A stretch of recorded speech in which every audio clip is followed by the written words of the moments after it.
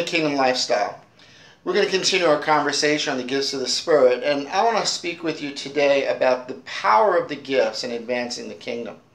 And I want to use a pretty dramatic story for you out of Acts 5. It's the story of Ananias and Sapphira. And in this story, the disciples have been selling their properties, and they've been bringing the money in, and they've been bringing it to the apostles in order to feed the poor and take care of the mission of the church. And there's this couple, Ananias and Sapphira, that I gather were pretty wealthy. And they sold their property, and they conspired to lie to the apostles, which really was to lie to the Spirit of God. And Ananias comes, and Peter gets a word of knowledge, most likely, and some discernment. And he says to Ananias, Ananias, did you give everything? And he lies to Peter, and Peter says, well, now, you know what? You lied to the Spirit of God. Now death has come to take you, right? And he just falls down and dies.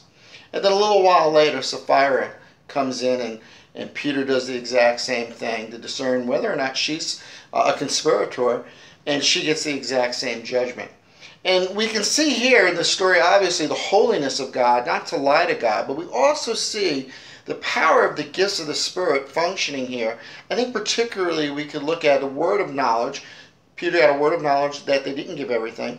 And also, potentially, I think the gift of faith, where he could speak that out and something so incredible would happen. And the byproduct of this, though, is interesting, is that fear came over all of the people.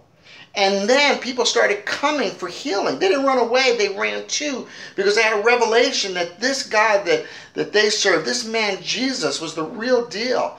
And they come and they get healed, and evangelism explodes out. The kingdom is expanded. That's just an incredible story. Go live Jesus today.